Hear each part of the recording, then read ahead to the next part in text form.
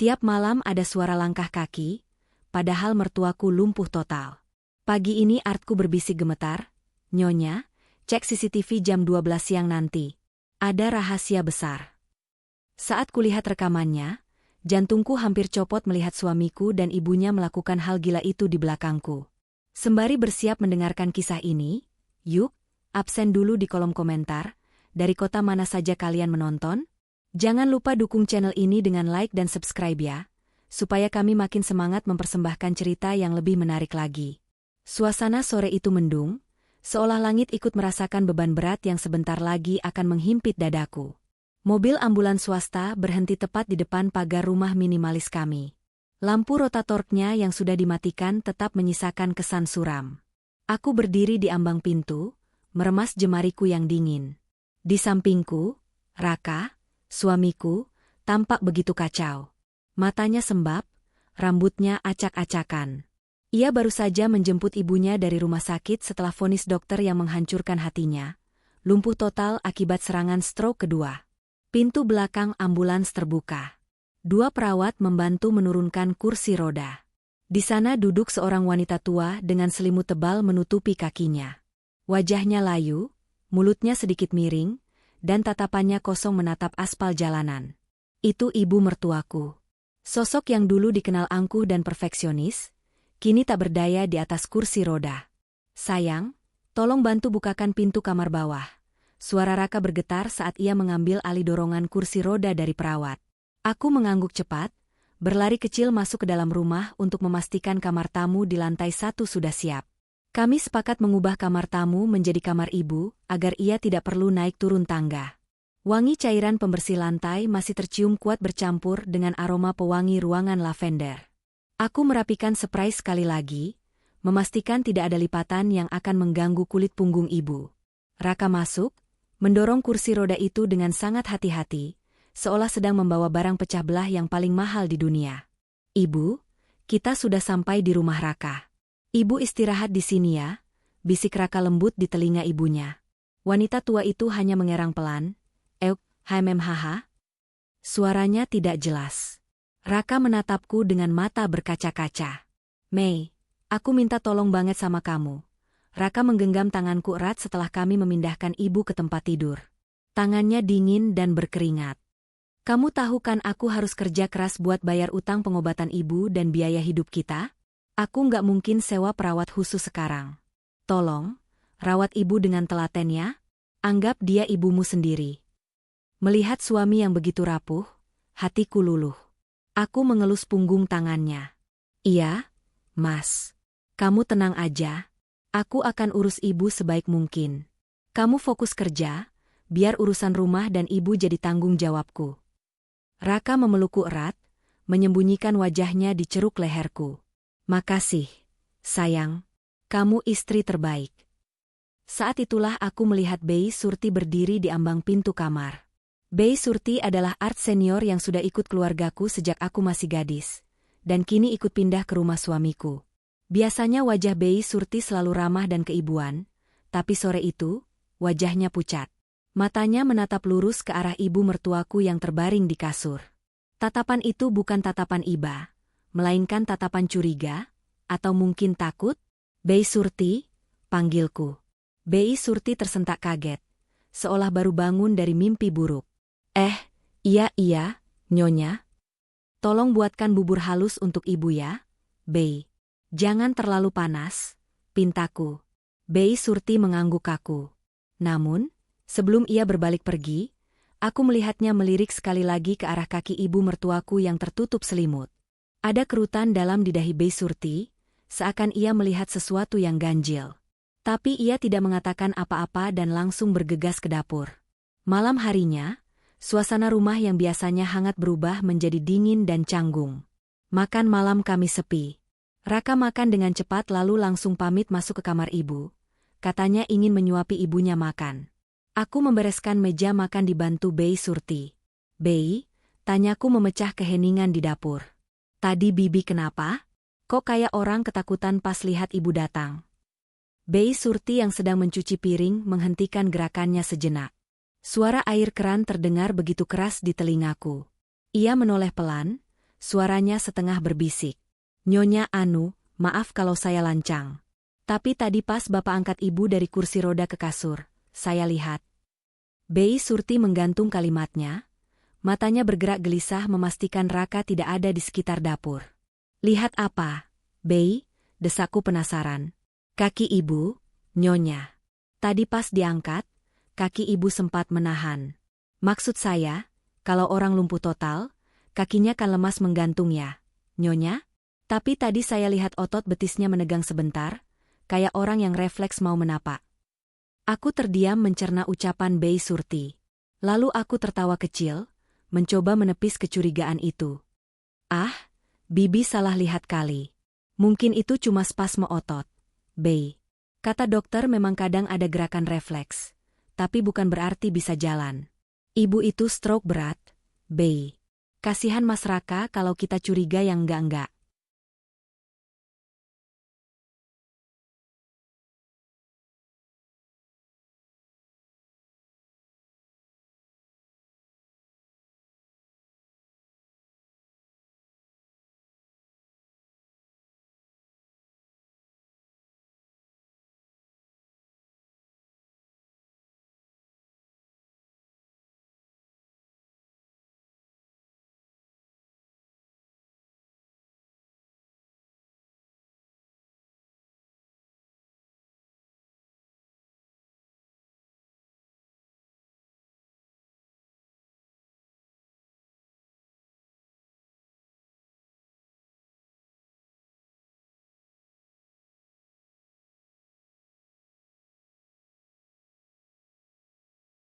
Bei Surti menunduk, tampak tidak yakin tapi ia tidak berani membantah.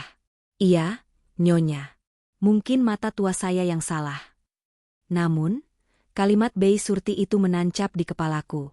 Malam itu, saat aku masuk ke kamar Ibu untuk mengecek kondisinya sebelum tidur, aku memperhatikannya lekat-lekat. Ibu tertidur pulas, napasnya teratur. Wajahnya tampak begitu damai namun menyedihkan. Aku merasa bersalah sempat meragukannya gara-gara omongan Bei Surti. Bagaimana mungkin wanita tua yang lemah ini bersandiwara? "Untuk apa?" Raka masuk menyusulku, merangkul pinggangku dari belakang. Dia tidur nyenyak. "Yuk, kita juga istirahat. Aku capek banget hari ini." Kami pun naik ke lantai 2. Rumah terasa lebih sunyi dari biasanya. Namun, entah kenapa, saat aku mematikan lampu kamar, perasaanku tidak enak. Seperti ada bayangan gelap yang ikut masuk dan menetap di rumah ini bersama kedatangan ibu mertuaku. Dan firasat seorang istri, meski sering diabaikan, jarang sekali meleset. Tamu tak diundang ini bukan hanya membawa koper pakaian, tapi juga membawa misteri yang perlahan akan mencekik kehidupan kami.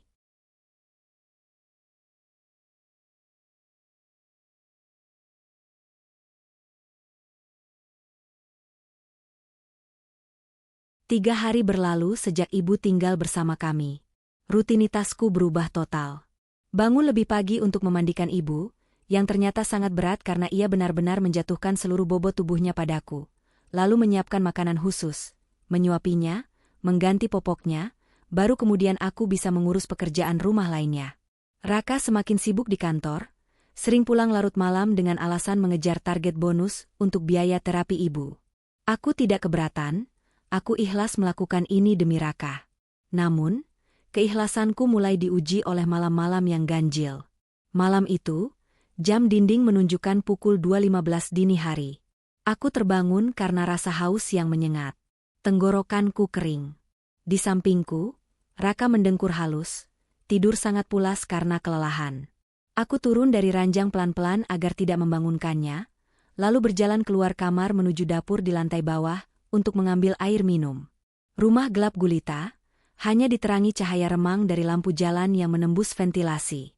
Saat kakiku menapak di anak tangga terakhir, aku mendengarnya. Tap, tap, tap. Suara langkah kaki. Aku membeku. Tanganku mencengkeram pegangan tangga, railing. Suara itu bukan suara tikus atau kucing. Itu suara telapak kaki manusia yang beradu dengan lantai keramik. Iramanya teratur, pelan, dan mantap. Suara itu berasal dari arah ruang tengah, dekat kamar ibu. Jantungku berpacu cepat. Maling? Pikirku panik. Aku menahan napas, mencoba menajamkan pendengaran. Tap, tap, shred. Suara langkah itu berhenti, diikuti suara seperti kursi ditarik pelan. Dengan memberanikan diri, aku melongokkan kepala ke arah ruang tengah. Kosong. Tidak ada siapa-siapa. Pintu kamar ibu tertutup rapat. Aku berjalan jinjit mendekati kamar ibu. Telingaku aku tempelkan ke daun pintu. Hening. Lalu terdengar suara dengkuran kasar khas ibu. Gro, fiuh. Aku menghela napas panjang, memegangi dadaku yang masih berdebar. Mungkin aku cuma berhalusinasi, pikirku. Mungkin itu suara tetangga sebelah atau suara kayu memuai. Aku yang terlalu lelah mungkin jadi parno sendiri. Aku melanjutkan niatku mengambil air di dapur, lalu kembali naik ke kamar dan memaksakan diri untuk tidur. Malam berikutnya, hal yang sama terjadi lagi.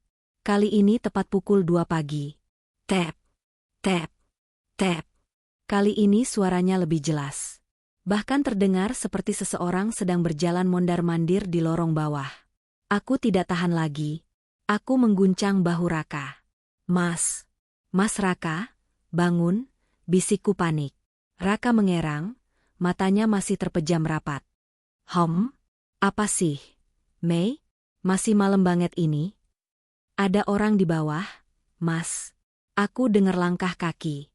Jelas banget, kataku dengan suara bergetar. Raka membuka matanya dengan malas, lalu duduk sambil mengucek mata. Langkah kaki gimana? Palingan tikus. Bukan tikus. Langkah orang, Mas. Coba kamu dengerin. Kami berdua diam sejenak, menahan napas mendengarkan suasana rumah. Hening. Tidak ada suara apa-apa selain desau angin AC. 1 menit berlalu. 2 menit. Tetap hening. Raka menatapku dengan wajah lelah bercampur sedikit kesal. Nggak ada apa-apa, kan? Kamu itu kecapean, Mei. Jadinya halusinasi. Udah aku besok meeting pagi. Raka kembali menarik selimut dan memunggungiku. Aku merasa bodoh. Apa benar aku cuma halusinasi? Tapi tadi suaranya nyata sekali. Keesokan paginya, aku bangun dengan kepala pening kurang tidur. Saat turun ke dapur, aku melihat Bei Surti sedang menyiapkan teh hangat. Tangannya gemetar hebat saat meletakkan cangkir di atas tatakan, hingga air teh sedikit tumpah. Klontang. Sendok kecil terjatuh dari tangan Bei Surti ke lantai. Bei, Bibi kenapa? Kok gemetar begitu? Tanyaku khawatir. Aku menghampirinya dan memegang bahunya. Tubuh wanita parubaya itu dingin seperti es. Bei Surti menoleh padaku, matanya merah seperti habis menangis semalaman. Ia melihat ke kiri dan ke kanan, memastikan Raka belum turun. Nyonya. Suaranya serak dan sangat pelan. Nyonya semalam dengar tidak? Jantungku mencelos. Dengar apa, Bei? Langkah kaki, bisik Bei Surti. Jam 2 pagi. Saya kan tidur di kamar belakang dekat dapur. Suaranya jelas banget. Nyonya, ada orang jalan dari kamar ibu ke dapur, terus balik lagi ke kamar ibu. Saya takut mau keluar kamar. Saya kunci pintu kamar saya rapet-rapet. Aku merinding sekujur tubuh. Jadi aku tidak gila. Bei Surti juga mendengarnya. Bei, Mas Raka bilang itu cuma perasaanku saja. Tapi kalau Bibi juga dengar, berarti memang ada orang. Apa mungkin maling? Tanyaku. Bei Surti menggeleng kuat-kuat. Bukan maling, Nyonya. Kalau maling pasti ada barang hilang atau pintu congkelan. Ini enggak. Dan lagi. Bei Surti mendekatkan wajahnya ke telingaku. Tadi pagi pas saya mau mandiin ibu, telapak kaki ibu kotor. Nyonya. Ada debu hitam di telapak kakinya. Padahal ibu kan lumpuh. Nggak pernah turun dari kasur. Dari mana debu itu kalau bukan karena ibu jalan? Darahku berdesir hebat. Logikaku berbenturan. Nggak mungkin, Bei. Dokter bilang ibu lumpuh total. Syaraf kakinya sudah mati. Mana mungkin bisa jalan? Saya nggak tahu, Nyonya. Tapi firasat saya nggak enak. Rumah ini jadi hawanya panas semenjak ada ibu. Nyonya harus hati-hati, Bei Surti memperingatkan dengan wajah serius. Tiba-tiba terdengar suara Raka menuruni tangga sambil bersiul. Bei Surti langsung mundur, kembali pura-pura sibuk mengelap meja, meski tangannya masih gemetar. "Pagi, sayang." "Pagi, Bei," sapa Raka ceria, seolah tidak terjadi apa-apa semalam. Ia mencium pipiku. "Wah, masak apa hari ini? Aku lapar banget." Aku menatap suamiku, lalu menatap pintu kamar ibu yang masih tertutup. Ada misteri besar di balik pintu itu. Jika benar ibu bisa jalan, kenapa dia berpura-pura lumpuh? Dan kenapa Raka begitu ngotot mengatakan aku berhalusinasi? Apakah Raka tahu sesuatu? Rasa curiga mulai tumbuh di hatiku, kecil namun tajam seperti duri. Aku bertekad, malam ini aku tidak akan tidur. Aku harus membuktikan bahwa aku tidak gila. Aku harus tahu siapa pemilik langkah kaki di tengah malam itu.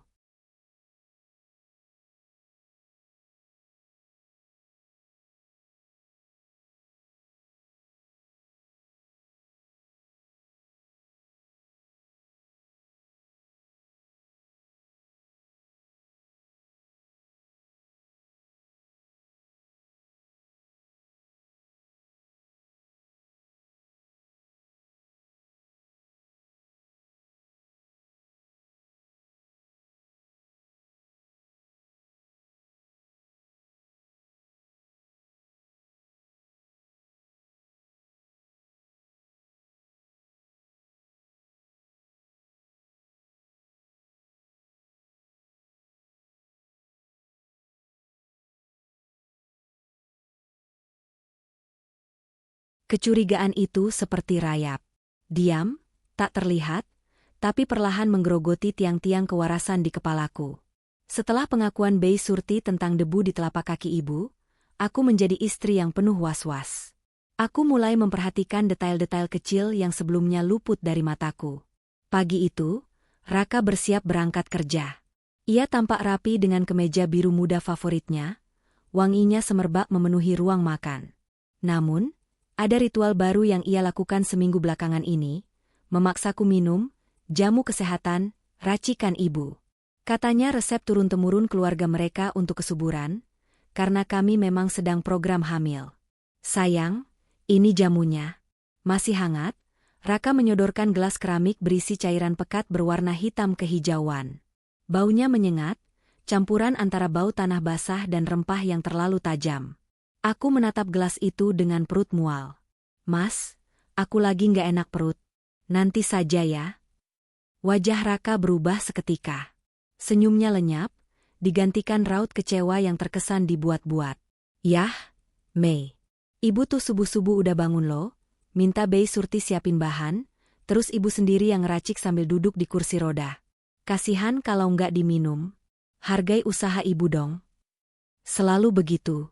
Kartu, kasihan ibu, selalu ia mainkan. Iya, sini aku minum," kataku mengalah. Aku mengambil gelas itu. Saat Raka berbalik badan untuk mengambil tas kerjanya di sofa ruang tengah, aku dengan cepat menumpahkan isi gelas itu ke pot tanaman aglonema kesayanganku yang berdiri di sudut ruang makan. Tanaman itu subur, daunnya lebar berwarna merah merona. "Maafkan aku ya, aglonema," batinku. "Sudah habis, Mas," seruku sambil meletakkan gelas kosong di meja. Aku berpura-pura mengelap bibir dengan tisu. Raka menoleh dan tersenyum puas. "Nah, gitu dong. Pinter istriku. Semoga cepat dikasih momongan ya. Aku jalan dulu." Ia mencium keningku sekilas lalu pergi. Siangnya, sekitar pukul 10, aku sedang membereskan meja makan ketika mataku tertuju pada sudut ruangan. Jantungku berhenti berdetak sejenak. Tanaman aglonema itu. Daun-daunnya yang tadi pagi masih tegak dan segar, kini terkulai layu. Bukan sekadar layu karena kurang air, tapi hangus.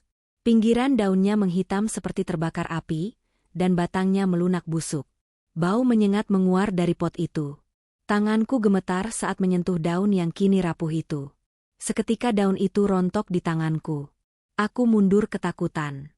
Cairan apa yang diberikan Raka dan ibu padaku? Jika tanaman saja bisa mati hangus dalam hitungan jam, bagaimana dengan rahimku? Bagaimana dengan ususku? Rasa takut mencekik leherku. Aku harus bicara dengan seseorang. BI Surti. Aku harus memperlihatkan ini padanya. Aku berlari kecil menuju ruang laundry di bagian belakang rumah. Biasanya jam segini BI Surti sedang menyetrika atau memutar mesin cuci. BI Surti, panggilku saat membuka pintu ruang laundry. Pemandangan di depanku membuat napasku tercekat. BI Surti sedang duduk meringkuk di sudut ruangan, di antara tumpukan baju kotor. Tubuhnya gemetar hebat.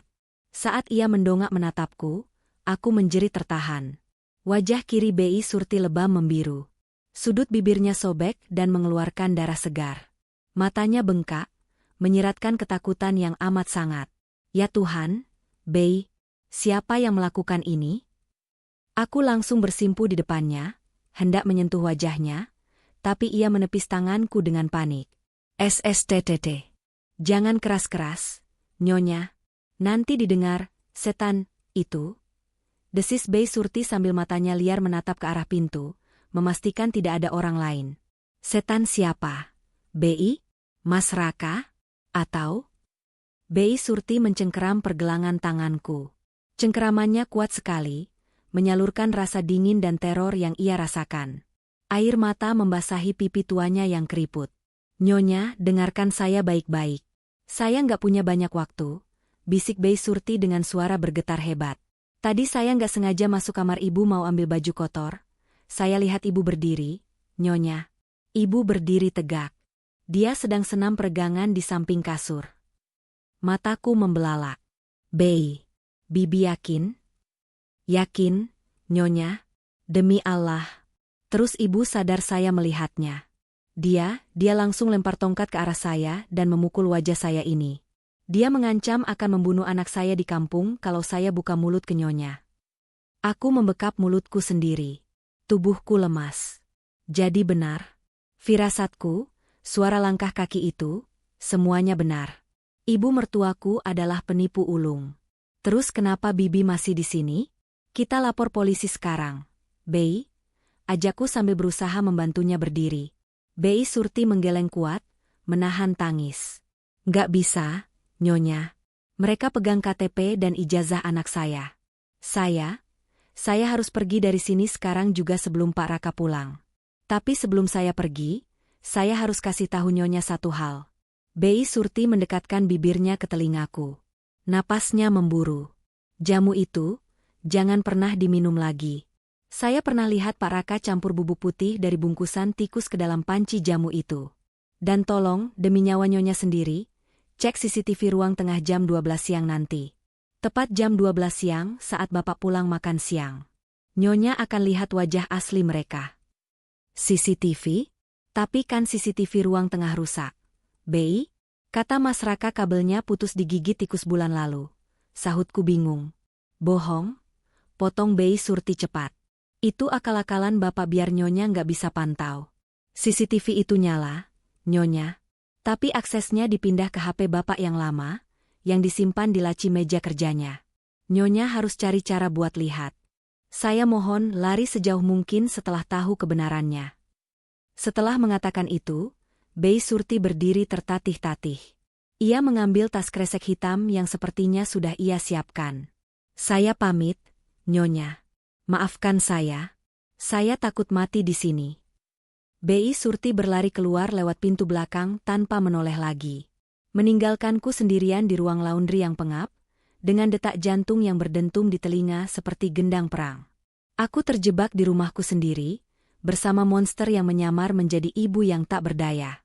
Dan suamiku, dia terlibat. Aku melirik jam tangan. Pukul 10.30. Aku punya waktu 1,5 jam sebelum pukul 12. Aku harus membuktikan ucapan BI Surti. Aku harus melihat dengan mata kepalaku sendiri sebelum aku bertindak.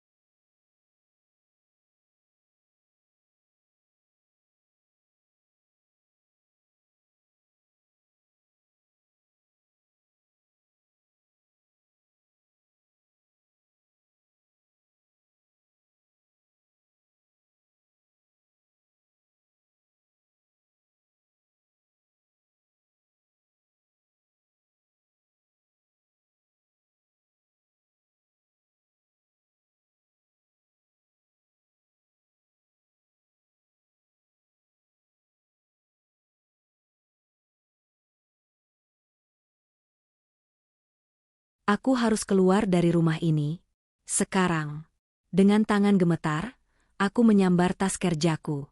Aku memoles sedikit bedak ke wajah pucatku agar terlihat normal, lalu menghampiri kamar ibu.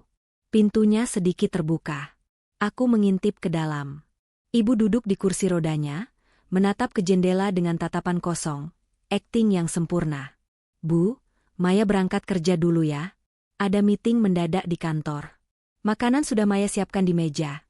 Nanti Bey Surti, maksud Maya, nanti Maya pesankan makanan online buat ibu karena Bey Surti lagi ke pasar. Bohongku. Aku tidak mau dia curiga kalau Bey Surti sudah kabur. Ibu menoleh pelan, tersenyum tipis. Hati-hati, Mei. Jangan lupa jamunya diminum terus ya. Iya, Bu, jawabku singkat, menahan rasa jijik yang bergejolak di perut. Aku memacu mobilku keluar dari kompleks perumahan.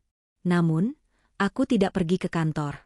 Aku memarkirkan mobil di parkiran sebuah minimarket yang berjarak sekitar 2 kilometer dari rumah.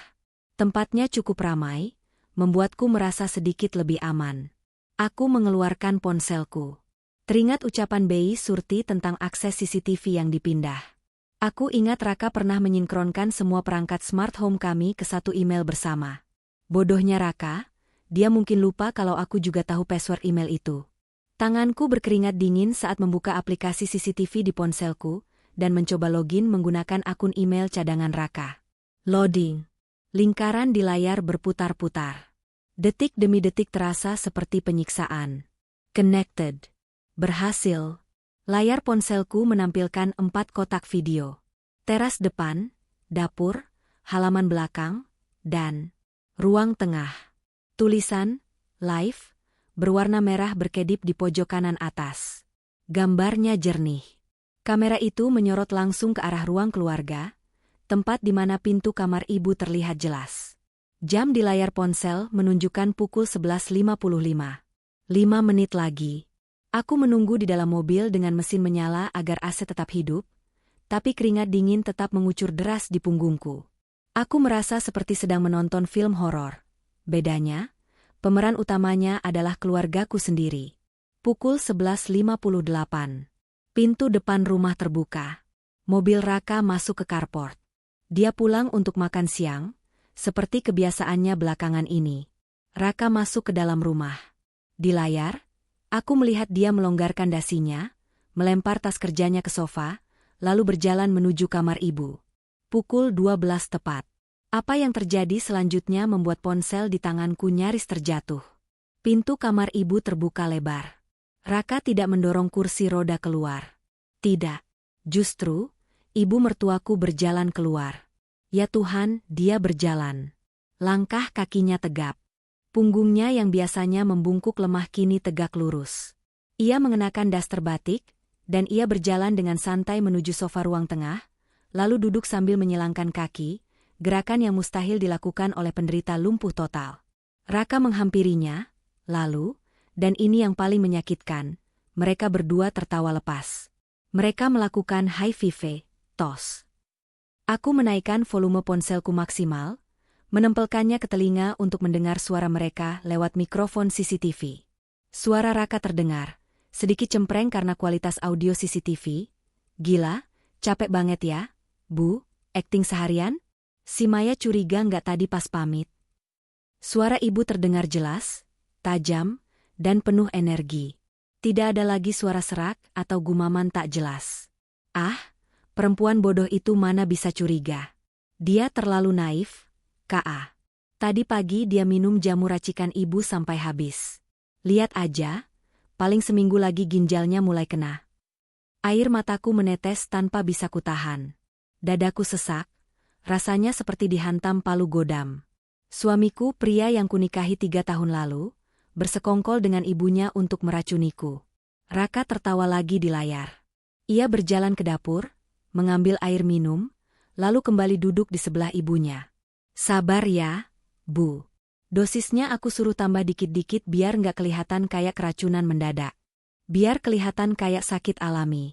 Kalau dia mati mendadak, nanti pihak asuransi curiga. Kita butuh uang asuransi jiwanya cair mulus buat bayar utang pinjol aku yang 3 miliar itu, sama buat modal kita balik ke kampung. Ibu mengangguk, lalu memijat kakinya sendiri. Iya, ibu ngerti. Tapi kamu pastikan si pembantu itu, si Surti, tutup mulut.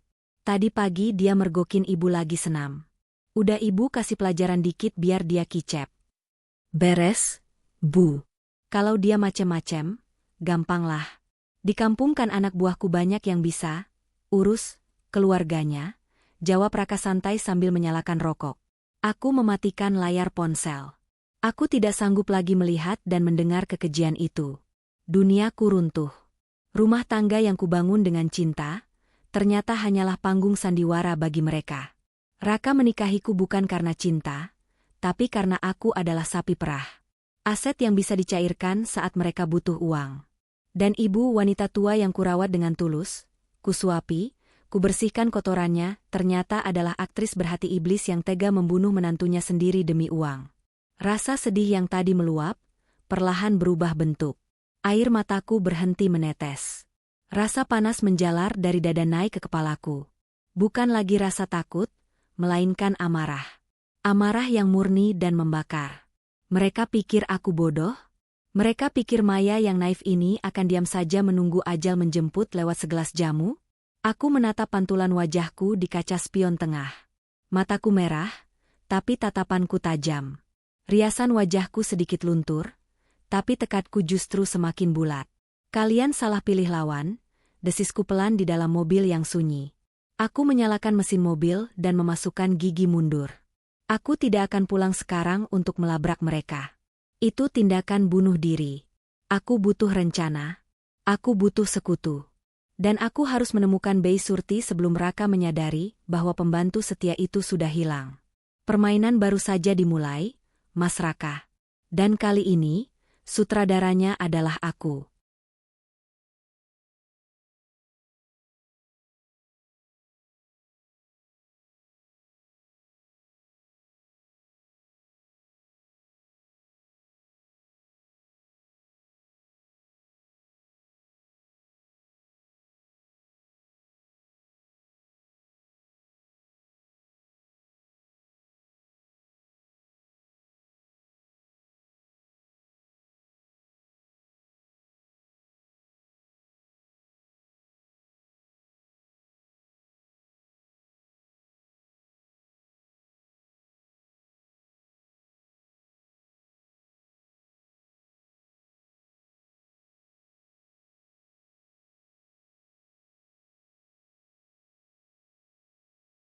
Menekan pedal gas mobil menuju jalan pulang adalah hal tersulit yang pernah kulakukan seumur hidup. Setiap sel darah di tubuhku berteriak untuk berputar arah, lari sejauh mungkin, dan tidak pernah kembali ke rumah terkutuk itu. Namun, otakku bekerja keras menahan impuls itu. Jika aku lari sekarang, mereka menang. Jika aku lari, aku tidak akan mendapatkan keadilan, dan uang asuransiku, hasil kerja keras orang tuaku yang sudah tiada, mungkin tetap akan mereka incar dengan cara lain. Aku memarkirkan mobil di carport pukul 5 sore. Aku menarik napas dalam-dalam, mengatur ekspresi wajah di kaca spion. Senyum manis tapi lelah. Itu topeng yang harus kupakai. Aku harus menjadi Maya yang naif, Maya yang bodoh, Maya yang tidak tahu bahwa suaminya baru saja merencanakan kematiannya beberapa jam lalu. Assalamualaikum, ucapku saat membuka pintu depan. Raka sedang duduk di sofa ruang tengah. Sofa yang sama tempat ia dan ibunya tertawa tadi siang, sambil menonton televisi. Begitu melihatku, ia langsung bangkit dengan wajah sumringah yang kini terlihat begitu menjijikkan di mataku. Waalaikumsalam, sayang. Udah pulang? Gimana meetingnya? Raka menghampiriku, hendak memeluk. Tubuhku menegang refleks. Aku harus berjuang mati-matian agar tidak meludahinya. Aku membiarkan dia memelukku sekilas, lalu buru-buru melepaskan diri dengan alasan gerah. Lancar kok, Mas. Cuma capek banget. Oh ya, Bei Surti mana? Kok sepi? Biasanya jam segini lagi nyapu teras. Raka terdiam sejenak. Matanya berkedip cepat, tanda kecil yang baru kusadari sekarang kalau dia sedang berbohong. Nah, itu dia, Mei. Tadi siang, pas aku baru sampai rumah, Bei Surti nangis-nangis. Katanya dia dapat telepon dari kampung, ibunya sakit keras, kritis malah. Dia panik banget, jadi aku izinin dia pulang kampung saat itu juga. Kasihan kan? Raka memasang wajah prihatin yang sangat meyakinkan. Aku kasih dia ongkos lebih juga tadi. Aku menatap mata Raka, mencari sisa-sisa hati nurani di sana, tapi nihil. Dia berbohong tanpa beban tentang wanita tua yang sudah mengabdi padaku bertahun-tahun. Wanita yang mungkin sekarang sedang dalam bahaya karena ulahnya. Oh, begitu. Jawabku pelan, pura-pura percaya. Kasihan ya Bei Surti. Nanti aku coba telepon dia deh buat nanyain kabar ibunya. Jangan. Sergah Raka cepat, nadanya sedikit meninggi. Aku menaikkan satu alis. Kenapa, Mas? Raka buru-buru tersenyum lagi. Maksudku, biarin dia tenang dulu. Ibunya lagi kritis, pasti dia sibuk di rumah sakit. Nanti malah ganggu kalau kamu telepon sekarang. Besok-besok aja. Iya juga sih. Ya udah aku mau mandi dulu, Mas. Lengket banget. Aku melangkah menuju tangga. Saat melewati kamar ibu, pintunya terbuka sedikit.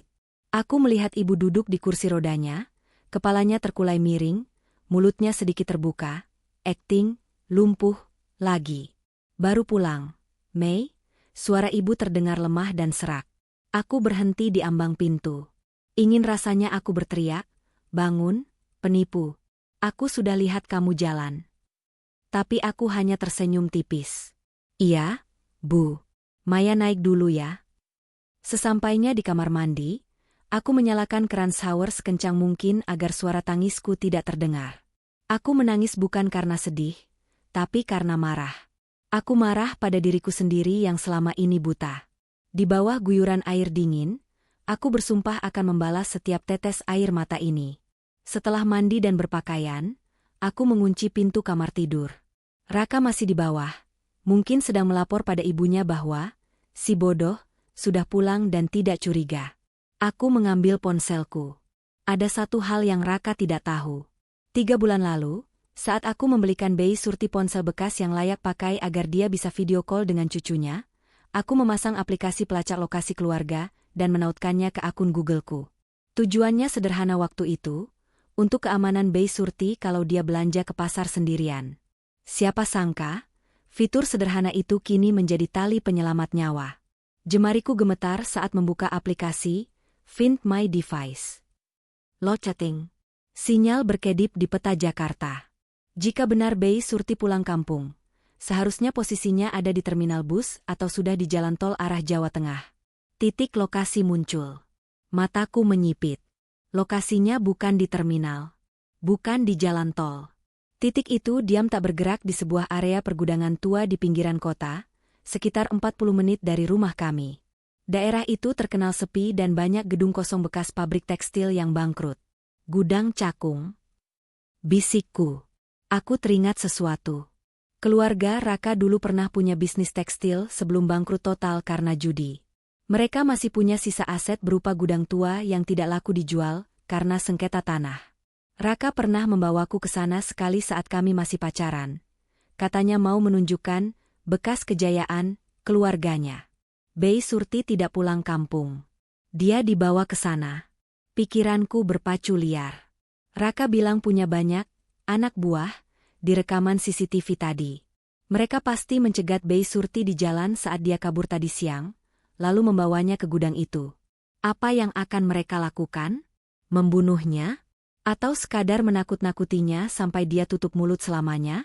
Aku melirik jam dinding. Pukul 19 malam. Raka biasanya main game online di ruang kerjanya jam segini, memakai headset dengan volume penuh. Ini kesempatanku. Aku keluar kamar pelan-pelan. Benar saja, dari balik pintu ruang kerja Raka terdengar suara tembakan game dan umpatan-umpatan seru Raka.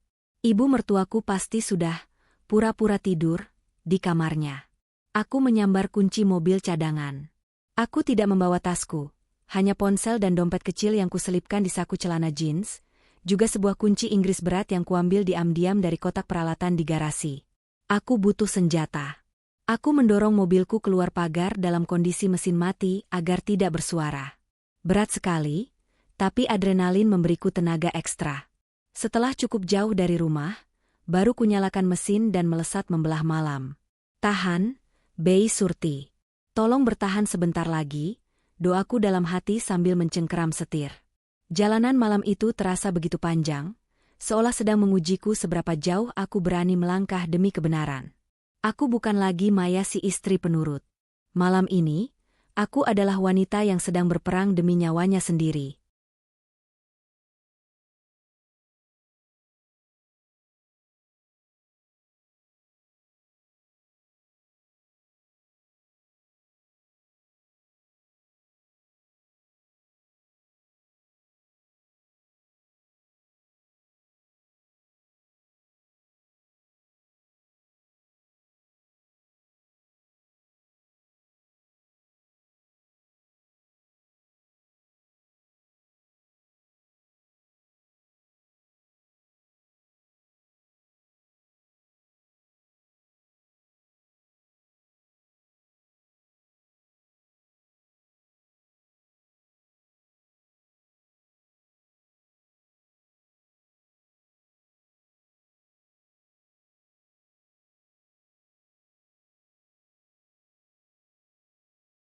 Area pergudangan itu gelap gulita, seperti kota mati yang ditinggalkan penghuninya.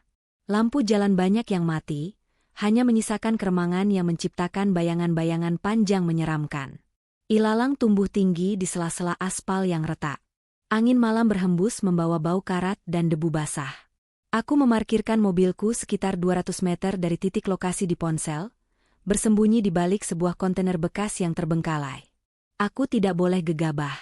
Jika Raka menyewa preman untuk menjaga Bei Surti, aku tidak bisa melawan mereka secara fisik. Aku harus pintar. Aku berjalan mengendap-endap, mengikuti titik biru di layar ponselku. Jantungku berdetak begitu kencang hingga rasanya sakit di rongga dada. Kunci Inggris di tangan kananku terasa berat dan dingin. Satu-satunya benda yang membuatku merasa sedikit aman. Titik itu berhenti tepat di sebuah bangunan gudang dengan pintu besi berkarat yang sedikit terbuka. Cahaya lampu kuning remang-remang terlihat memancar dari celah pintu itu. Aku mendekat, menempelkan punggungku ke dinding gudang yang dingin. Suara tawa laki-laki terdengar dari dalam. Bos bilang besok baru diberesin. Malam ini kita jagain aja dulu.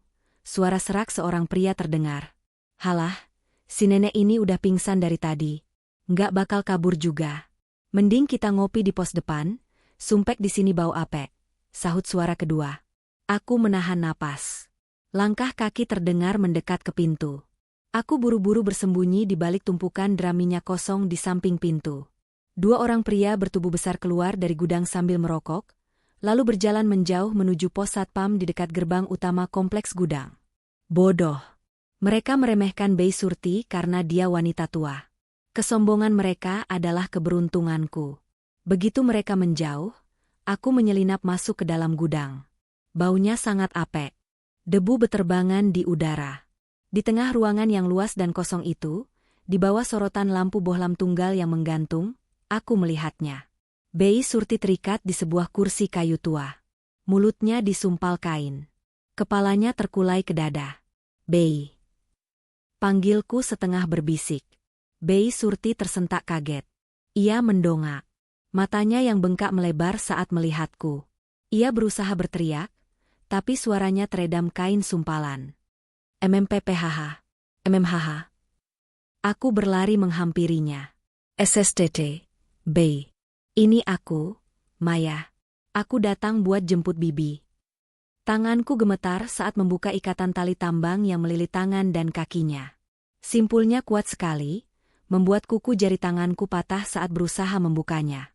Ayo, cepat, cepat. Gumamku panik. Begitu ikatan lepas dan kain di mulutnya kubuka, Bei Surti langsung memelukku erat sambil menangis tanpa suara. Tubuhnya gemetar hebat, bau keringat dan ketakutan menguar darinya. Nyonya nekat banget ke sini. Mereka orang jahat, Nyonya. Bisik Bei Surti serak. Kita nggak punya waktu buat bahas itu, Bei. Ayo kita pergi sebelum mereka balik. Aku memapah Bei Surti berdiri. Kakinya pincang, sepertinya sempat ditendang atau dipukul. Kami berjalan tertatih-tatih menuju pintu keluar. Namun, Sebelum kami mencapai pintu, mataku menangkap sesuatu di atas meja kecil di sudut ruangan, tempat para preman tadi meletakkan barang-barang mereka. Ada sebuah map biru. Map yang sangat Ki kenal. Itu map dokumen hutang Raka yang biasanya disimpan di brankas rumah. Kenapa ada di sini?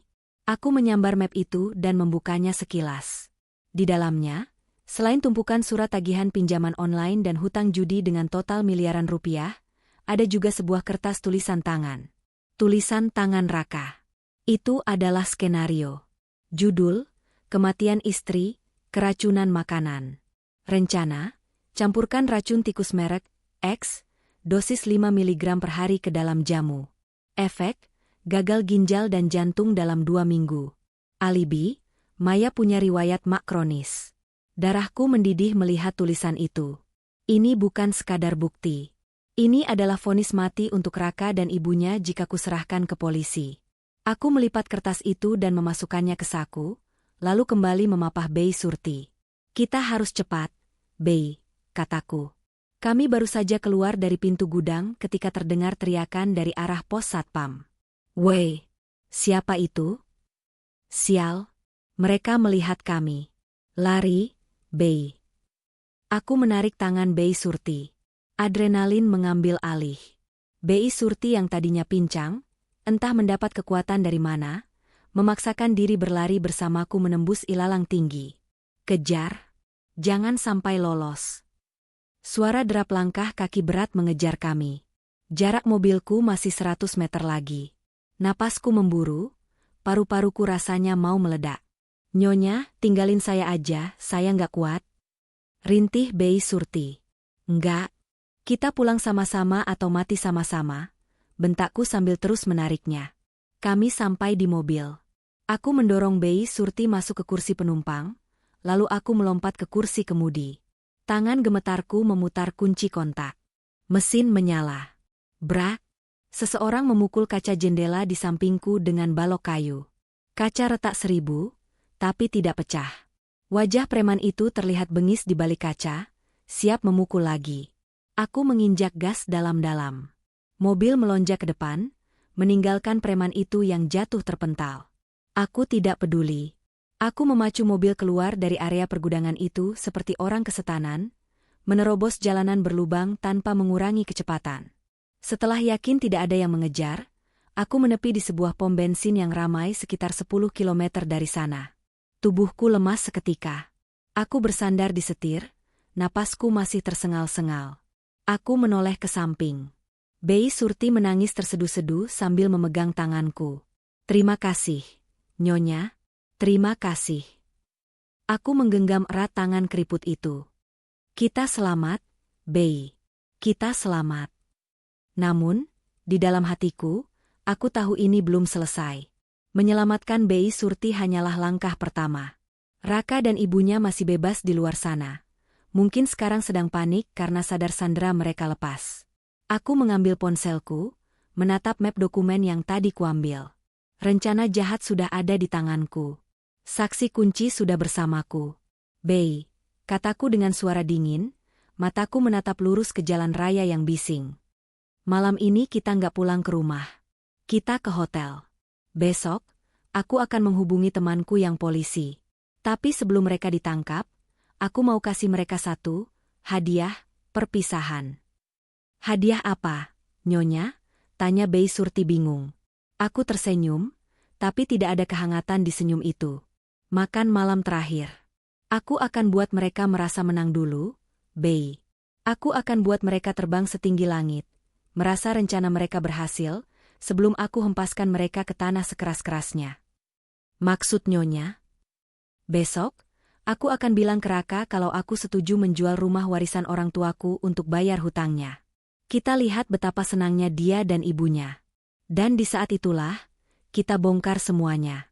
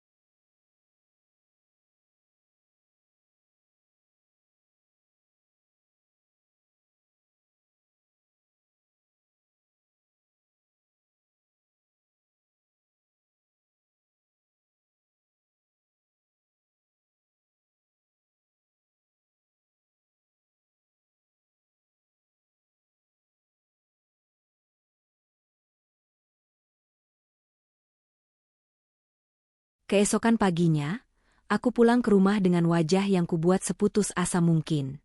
Mataku sembab, bukan karena menangisi nasib, melainkan karena kurang tidur menyusun rencana bersama Inspektur Hendra, teman lama mendiang ayahku yang kini menjabat di kepolisian.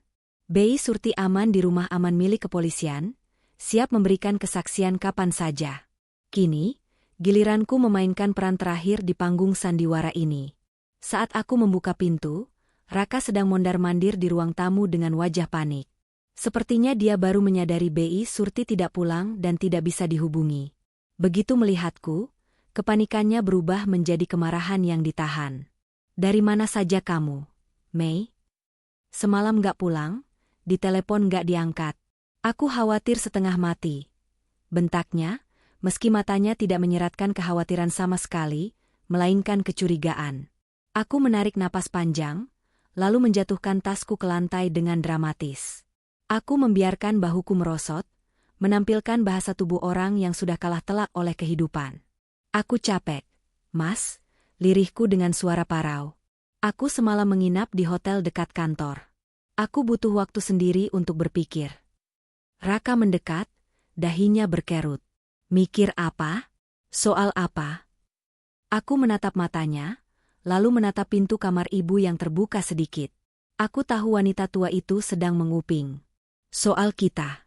Soal ibu, kataku pelan. Aku sadar, Mas. Gaji kita nggak akan cukup buat bayar utang-utang kamu dan pengobatan ibu. Aku nggak mau lihat kamu stres terus dikejar penagih utang. Aku juga nggak tega lihat ibu sakit-sakitan di rumah sempit ini. Wajah Raka berubah. Kemarahan di wajahnya perlahan memudar, digantikan oleh secercah harapan yang rakus. Terus, maksud kamu gimana? Aku setuju jual rumah warisan orang tuaku, ucapku. Kalimat itu meluncur dari bibirku seperti madu beracun. Uangnya cukup buat lunasin semua hutang kamu, dan sisanya bisa buat modal bisnis kamu lagi. Kita bisa pindah ke rumah kontrakan yang lebih murah, asal kita tenang. Hening sejenak. Aku bisa melihat pupil mata Raka membesar. Dia seperti baru saja memenangkan lotre. Dia langsung memelukku erat, kali ini pelukannya terasa begitu bersemangat. Ya ampun, sayang, kamu serius? Kamu beneran mau berkorban demi aku? Demi keluarga kita? Serunya kegirangan. Iya, Mas. Tapi ada syaratnya, lepasku dari pelukannya. Apa? Apa aja syaratnya aku turutin. Malam ini, kita adakan makan malam perayaan kecil-kecilan di rumah. Aku akan panggil notaris kenalan kantor buat urus surat kuasa jualnya malam ini juga biar cepat cair. Aku mau kita makan enak sebelum rumah ini dijual. Aku mau lihat ibu senyum. Beres. Itu gampang banget. Raka langsung berlari ke kamar ibunya. Bu, ibu dengarkan? Maya setuju. Kita bakal kaya lagi, Bu. Dari dalam kamar, terdengar suara ibu yang dibuat-buat lemah tapi penuh semangat. Alhamdulillah, menantuku memang paling baik. Aku tersenyum miring saat Raka tidak melihat. Nikmatilah tawa kalian yang terakhir, karena besok kalian akan menangis darah. Sore harinya, rumah kami sibuk sekali. Raka memesan makanan catering mahal, sate kambing, gulai, dan tumpeng nasi kuning. Dia bahkan membeli sebotol anggur non-alkohol untuk perayaan. Dia tampak begitu bahagia, bersiul-siul sambil menata meja makan. Sementara itu, aku sibuk memasang proyektor di ruang tengah, mengarahkannya ke tembok putih kosong yang menghadap meja makan. Buat apa proyektor, Mei? Tanya Raka saat melihatku menarik layar putih. Oh, ini. Sebelum tanda tangan, aku mau putar video kenangan foto-foto pernikahan kita dan foto masa kecil kamu sama ibu. Biar momen pelepasan rumah ini jadi lebih emosional dan berkesan. Sekalian mengenang perjalanan kita, jawabku santai sambil menyolokkan kabel HDMI ke laptopku. Laptop yang sudah kusiapkan file khususnya. Wah, romantis banget istriku ini. Boleh, Raka mengacungkan jempol, sama sekali tidak curiga. Kepercayaan dirinya yang berlebihan, karena merasa sudah menang membuatnya lengah. Pukul 7 malam, tamu kehormatan kami datang. Pria paruh baya berjas rapi, berkacamata tebal, membawa tas kulit hitam. Selamat malam, saya Heru, notaris yang dihubungi Ibu Maya, sapa pria itu ramah. Raka menyambutnya dengan antusias. Selamat malam, Pak Heru. Silakan masuk. Pak, wah, cepat sekali datangnya. Silakan duduk. Pak Heru, yang sebenarnya adalah Inspektur Hendra yang sedang menyamar, tersenyum sopan. Di balik jas rapinya, aku tahu ada pistol yang terselip di pinggang, dan di luar pagar, 2 mobil polisi berpakaian preman sudah siaga menunggu aba-aba. Kami duduk mengelilingi meja makan. Ibu mertuaku, dengan akting luar biasanya, didudukan di kursi roda di ujung meja. Wajahnya dipoles bedak tebal untuk menutupi keriput jahatnya, tersenyum manis padaku. Ayo dimakan, Pak Heru. Jangan sungkan, kata ibu dengan suara yang dibuat bergetar. Maaf ya, saya cuma bisa duduk di kursi roda, gak bisa menyambut Bapak dengan layak. Tidak apa-apa, Bu. Justru saya salut. Ibu masih tampak segar, jawab Pak Heru penuh arti. Makan malam itu berlangsung dengan suasana yang bagiku sangat menjijikan. Raka terus-menerus membicarakan rencana masa depannya dengan uang hasil penjualan rumahku. Dia ingin beli mobil baru, ingin buka usaha kafe, ingin liburan ke luar negeri. Dia membagikan mimpi-mimpi itu seolah uang itu adalah hak miliknya. Aku hanya mengangguk-angguk sambil memotong daging di piringku dengan irisan yang agresif. Nah, perut sudah kenyang, kata Raka sambil menepuk perutnya. Gimana kalau kita langsung ke inti acara? Mana suratnya, Pak Heru? Biar istri saya tanda tangan. Pak Heru mengeluarkan map dari tasnya. Di dalamnya bukan surat kuasa jual, melainkan surat perintah penahanan yang sudah dicap basah. Tapi Raka tidak tahu itu. Tunggu dulu, potongku sambil berdiri. Sesuai janjiku tadi, sebelum tanda tangan, mari kita lihat dulu kenangan manis keluarga kecil ini.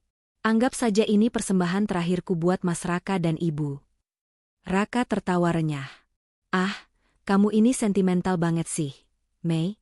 Ya udah, putar deh videonya. Ibu juga pasti seneng lihat foto-foto lama. Aku berjalan menuju laptop. Jantungku berdebar kencang, tapi bukan karena takut, melainkan karena kegembiraan yang meluap-luap akan pembalasan dendam. Aku melirik Pak Heru, dia mengangguk pelan, tangannya sudah siap di bawah meja. Siap ya? Tolong lampunya diredupkan sedikit. Mas, pintaku. Raka mematikan lampu utama, menyisakan lampu temaram yang menciptakan suasana bioskop. Semua mata tertuju pada layar putih di tembok. Ini untuk kalian, bisikku. Aku menekan tombol enter. Layar menyala terang. Namun, yang muncul bukanlah foto pernikahan kami dengan musik romantis. Video itu dimulai dengan timestamp CCTV. Kemarin, pukul 7 waktu Indonesia Barat. Gambar di layar menunjukkan dapur rumah kami. Terlihat jelas sosok Raka sedang berdiri di depan kompor, mengaduk panci berisi jamu. Dia menoleh ke kanan-kiri, lalu merogoh saku celananya. Dia mengeluarkan bungkusan kecil berwarna merah bergambar tengkorak, racun tikus. Suasana di meja makan hening seketika. Bunyi denting sendok yang tadinya terdengar sesekali, kini lenyap total. Di layar, Raka menuangkan bubuk itu ke dalam panci, mengaduknya, lalu mencicipinya sedikit dengan ujung jari sambil menyeringai. Cukup buat bikin dia mual muntah hari ini. Suara Raka terdengar jelas dari speaker laptop yang sudah kuhubungkan ke sound system ruang tengah. Aku menoleh ke arah Raka. Wajahnya pucat pasi. Mulutnya menganga, matanya menatap layar dengan tatapan horor, seolah melihat hantu. Dia menoleh padaku, bibirnya gemetar. Mei ini. Jangan komentar dulu, Mas. Belum selesai, potongku dingin. Video berganti.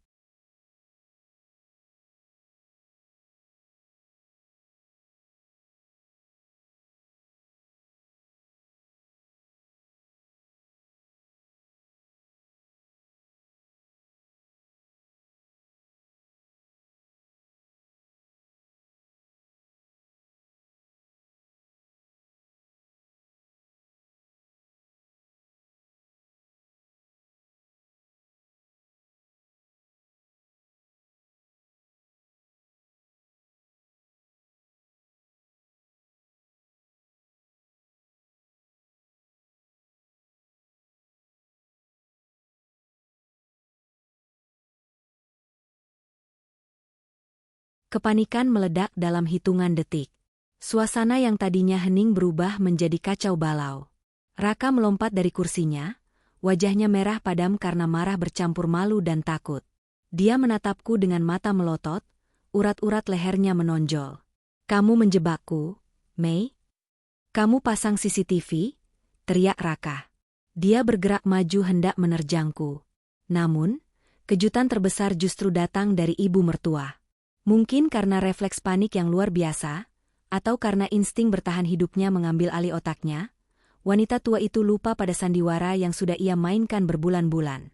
Saat melihat Raka hendak menyerangku, dan menyadari situasi sudah terbongkar, ibu mertua melakukan hal fatal.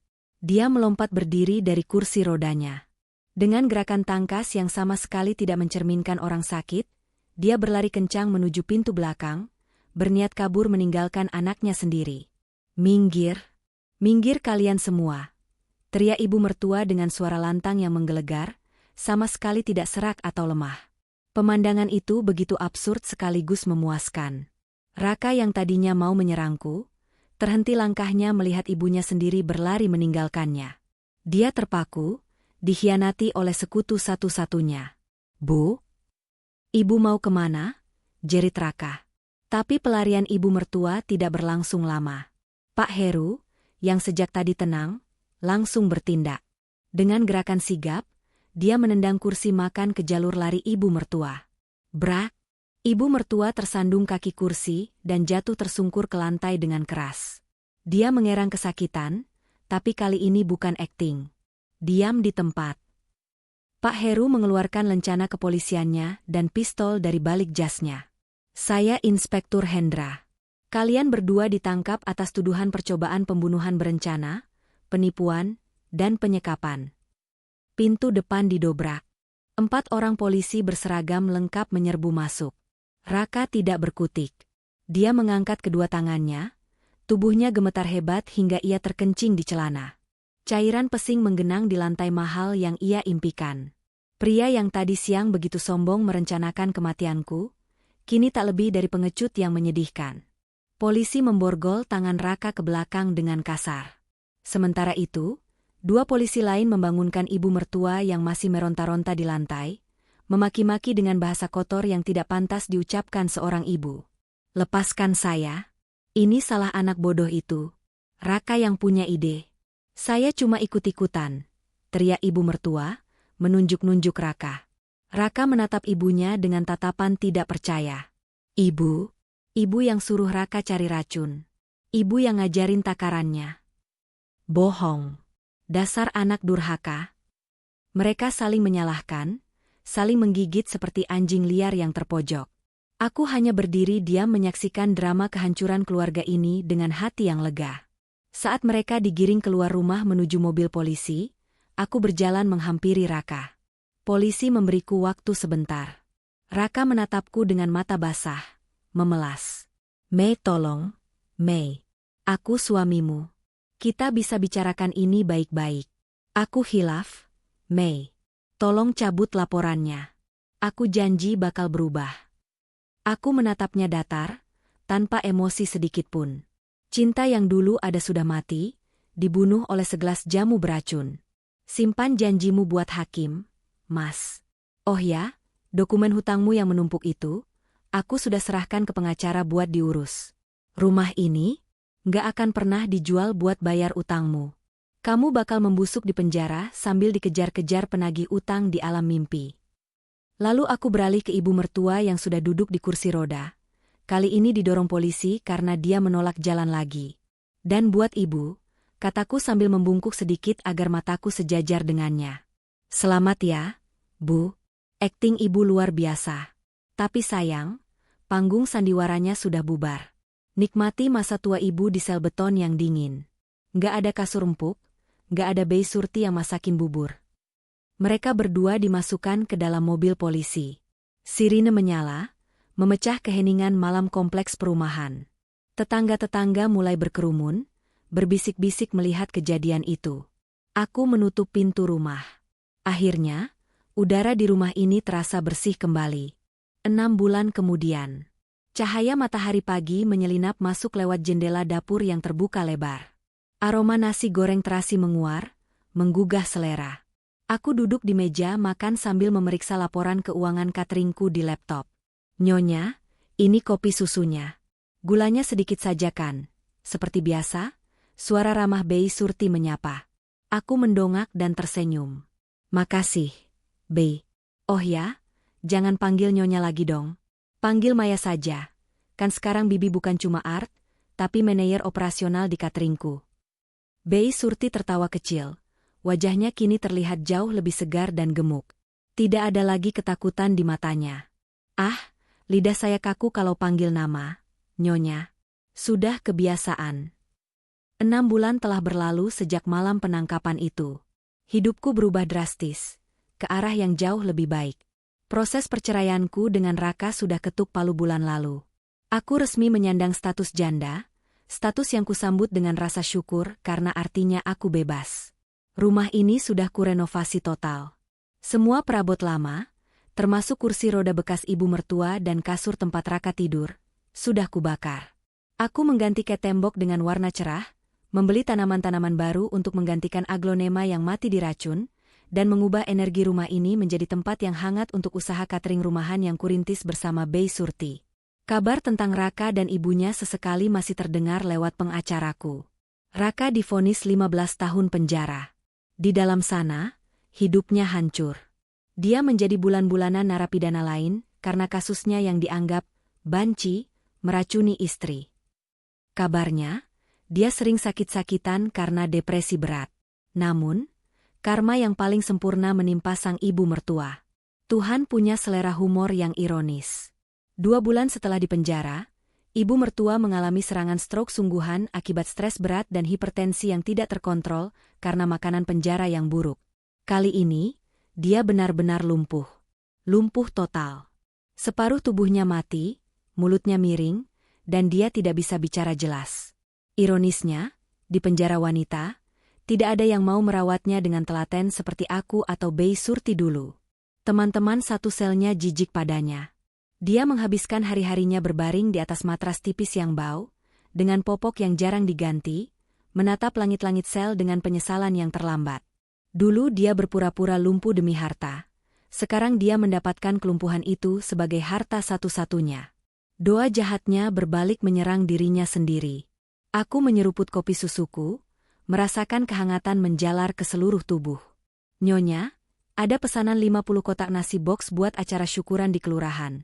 Lapor Bei Surti bersemangat. Siap, Bei. Ayo kita kerjakan, jawabku mantap. Aku menutup laptop. Sandiwara di kursi roda sudah tamat. Sekarang, saatnya aku menulis cerita baru di atas kakiku sendiri yang berdiri tegak, tanpa rasa takut, tanpa racun, dan tanpa kebohongan.